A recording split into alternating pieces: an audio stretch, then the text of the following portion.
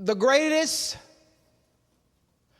revelation of God to mankind was Jesus.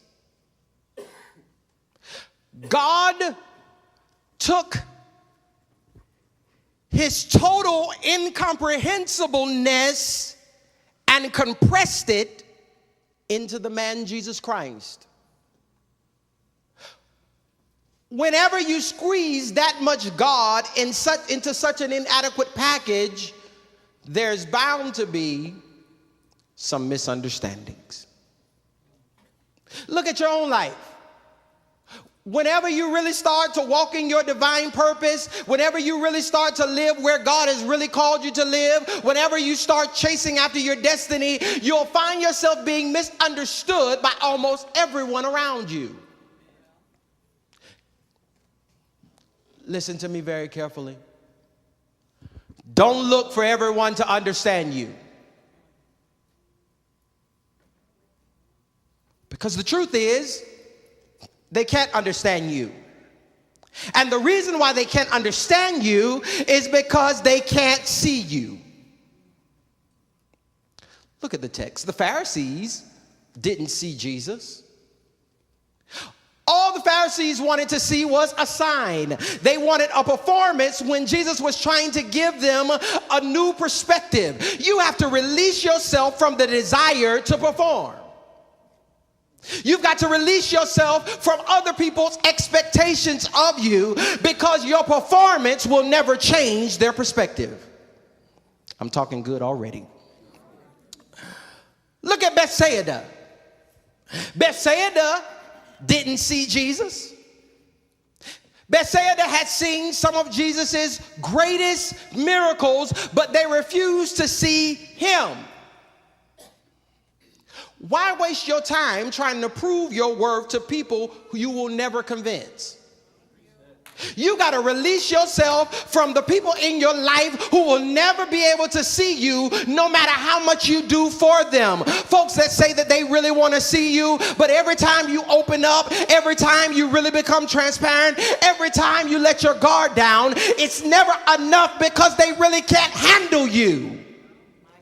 They can't see you. What messes me up really in the text is that even the disciples didn't see Jesus. There's nothing like the feeling of disappointment. There's nothing like disappointing folks who are real close to you, because their image of you is smaller than what God really made you. They'll see some of you, but what they see is distorted because you're too big for the box that they keep trying to put you in. They reduce what you are to what they can comprehend, because they have never seen anything that magnificent. Let me pause right there and talk for a second. Some folks can't stomach you because who you are is really amazing. Who you are is really magnificent. And so every time you get around them, they cannot stomach the magnificence of your being. And so they have to criticize you, and they have to try to reduce you, because they have to reduce you so that they don't feel so small. But I want to tell you today that I'm going to be big regardless of whether or not you feel small. I'm going to be everything that God has called me to be. I'm going to be magnificent whether you like it or not, because the truth is, you don't see me. The truth of the matter is that you wrestle with these type of relationships because you're in a position of being able to share your life with them, but not your vision. I'll say that again, because I know somebody's being healed right now. You're being blessed right now. You're in a position, and this is why you wrestle. This is why you feel conflicted. This is why you struggle with the relationship, because you're in a position where I can share my life with you, but I can't really share my vision with you. I can hang out out with you, but I can't really tell you what God really wants to do in my life. I can have you as a friend on Facebook, but the minute that I start dreaming bigger and coming higher, you don't really want to see that. And so I'm in a position now where I'm sharing life with you, but I can't really share what animates me. I can't really share my purpose and my vision. I can't really share what God has really put in my life. Why? Because everyone that's in your life may not be able to handle your vision.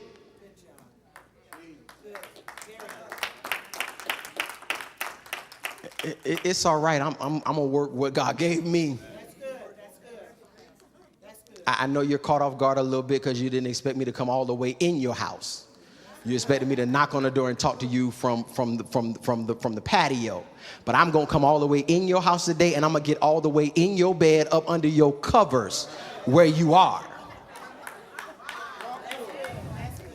Let me just go ahead and get under your covers. Listen, you can't always share your passion with those that you're passionate about.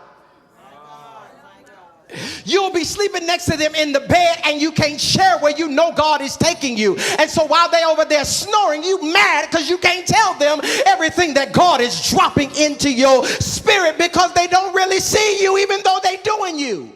My God.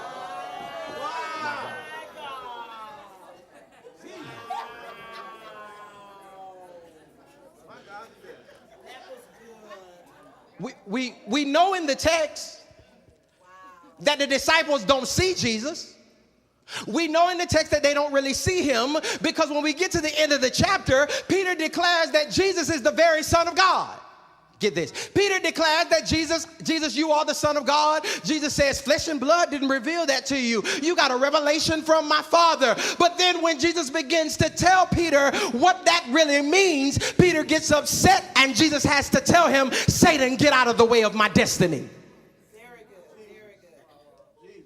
Because Peter does not see Jesus. The disciples do not see Jesus. Because if you're going to get everything that God really has for you, you got to get okay with telling folks in your life, get out of the way of your destiny. Get out of the way of everything that God is taking me to.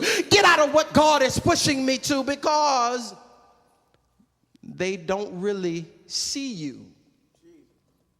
And when folks don't see you, they will minimize what they don't understand.